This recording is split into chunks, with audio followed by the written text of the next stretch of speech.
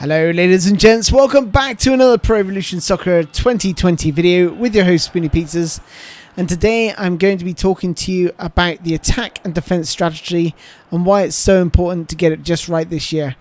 The AI will make changes during your games, so you need to adjust it based on what you're seeing in front of you. And I'm going to be talking about some of the sort of positions that you need to find yourself in order to get it right. So straight off the bat, if you look in the bottom left hand corner, you can see that they've got one red bar, and in the bottom right hand corner there's a one blue bar. Now what that indicates is that I'm playing a defensive strategy right now and that they are playing an attacking strategy, and I've matched my my attack and defense strategy to reflect what they're attempting to do. So they're looking to push forward. I'm looking just to sit in just for the first few minutes, see how the game's playing out, and what I'm looking for is position of my players across the pitch. To alter your attack and defense strategy, all you need to do is double tap up on the D-pad to change to a more offensive strategy, and double tap downwards on the D-pad to select a more defensive strategy. So if I want to play all-out defense, just double tap on the D-pad and you can see that I've got a second, the blue bar is now at the bottom, so that indicates that I'm playing all-out defense, and you're going to see all my players come back and pretty much park the bus.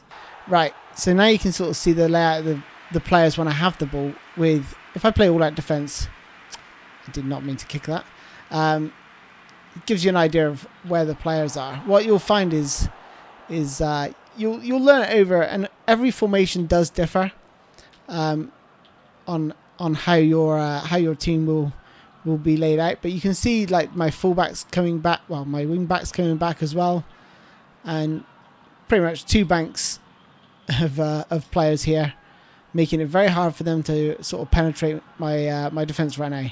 But you can see how deep my striker is here. This is Martial. This is my striker just taking the ball off their player. So you can see how far my players are dropping back. Now, if I switch this to attacking, what you're going to see is my wingers and your fullbacks basically push up to the halfway line if you're playing this attacking strategy now. So if you look in the bottom right corner, I'm playing one red bar. That means my wingers or my fullbacks will push right up, and you can see how far ahead they are now. You can see Zaha quite far forward. So what you're trying to look for really is look at it from more of a defensive point of view rather than attacking. But obviously attacking is important too, because obviously now I'm getting players in their box and pushing them back. Okay, and how I see this right now is that I'm pretty happy with how that looked there. I had a 3-against-1 pretty much on their striker, providing I keep the ball in their half. So it's a bit of give and take really. You're going to have disadvantages and advantages offensively and defensively depending which way you go with this.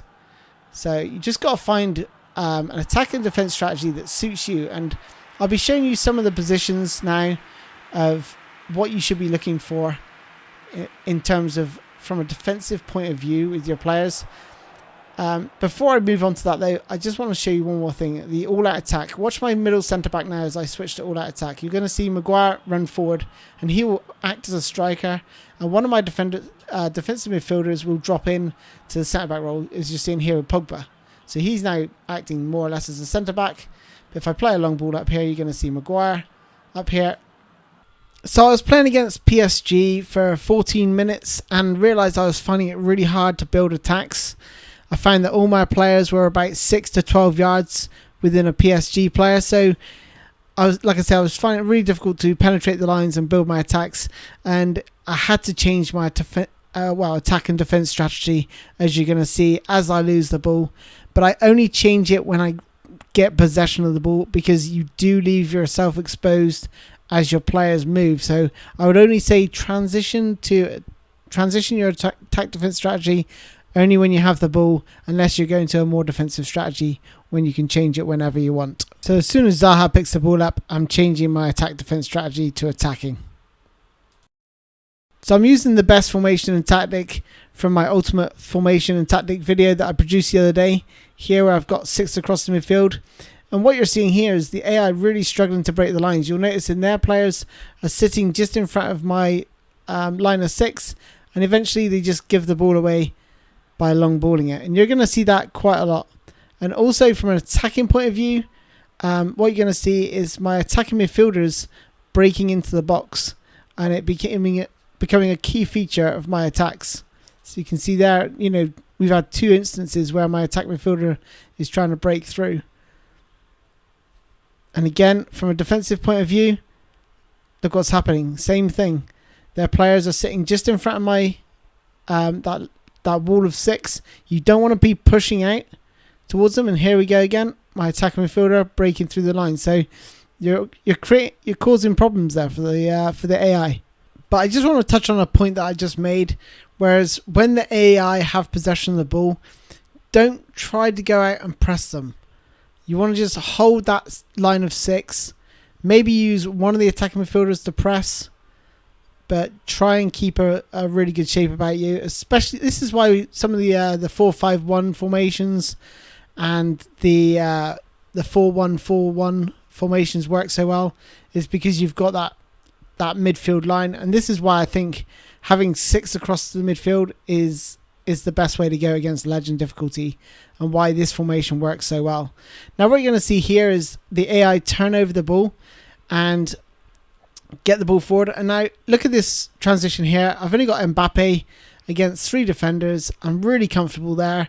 So also look at that when you're looking at modifying your attack and defense strategy. Just make sure you feel comfortable defensively where you're not getting outnumbered. So I've just scored and the AI have kicked off, and watch how cheaply they give the ball away here with that 6 across the midfield. Again, so easy to win the ball back with this formation and tactic, playing the attacking strategy, but it doesn't always work with the attacking strategy. You just have to adjust to what you're seeing on the pitch. Sometimes you need to go more defensive to win the ball back, and sometimes you need to go more offensive. So again, they're giving the ball away cheaply there. Here I'm caught with my players quite high up the pitch and they cut through me. But it's just a case of backing off, looking at the players around you. So I know Mbappe is really quick. I try to play him offside, drop back, bring my midfielders back, win the ball, and then I'm back on the attack again. So the AI have the ball here. Again, holding a really good midfield line there. They do actually manage to cut through me, but again, my 2 defence midfielders there just to sweep up and then build from the back. Sometimes it's important to note to go backwards. Well, to go forwards, you need to go backwards sometimes. That might sound daft, but you'll see like quite a lot of sideways and backwards passing here. And this is going to create the opening. I'm just sort of moving players forward, moving their team around. And because you've got that 6 across the midfield, you are outnumbering them with this formation and hitting the post there. Now they have a quick break here. Now what I tend to do in this situation is do what Man City do, tactical foul. I could see that Mbappe was going to get away from me if he played a ball over the top, so I had to draw a foul there in that instance. So it's about playing smart as well as knowing what's going on around you. And again, 6 across the line. They're giving the ball away so cheaply. So with the AI in possession of the ball here, you'll notice that I'm not really going to be pressing the player with the ball. I'm just cutting off the passing lanes and keeping that 6 across the midfield. I don't want to push out, so just cutting off the passing lanes, making it harder, forcing them to play the longer pass, and eventually when they do get into my half, that's when I press the player with the ball. So the whole game I was keeping a really good shape about my team, being really disciplined until the 85th minute, where I start pushing players out and they're able to cut through me. That forces a defender to move out of the centre back role, and then suddenly they're going to cut through me and score. So it only takes 1 lapse in concentration. Okay, finally I just want to touch on how the attack and defence strategy looks from the pitch view in the game plan. So just imagine this was the pitch layout and we're playing a neutral attacking strategy and we've got possession of the ball, and this is what you're going to probably see. Quite a big gap. You'll find the sort of central midfielders will get to about here. If you've got possession of the ball, your defensive midfielder will sort of push forward as well, which can create a bit of a gap between defense and midfield. And if your opponent or your AI is playing attacking strategy, their attacking midfielders are going to get in between you. So you just got to be careful of that. So that's from a sort of neutral point of view. If you're playing a possession-based game, the reason it's so hard to play out from the back sometimes, which is what I like to do, is that you can get pinned in your half very, very easily because players come towards the ball. So imagine Joe Gomez, the right back here, has got the ball. You'll find Kieta coming back in here. And you might be able to do a 1-2, but the AI will probably track Gomez's run as you try to do the 1-2. And that forces you to play either sort of across your midfield or back to your defence again. And it does require a lot of patience to be able to build through that. And this is why I prefer the counter-attack, because what you'll find is your central midfielders will sort of move into these positions, and then you can just chip it in from either Gomez or Robertson. And the lofted pass is definitely one of the most useful tools to pass it out of defence to your midfielders and then get it to your forwards and build from there. So a neutral, like I say, a neutral attack defense strategy will look something like that.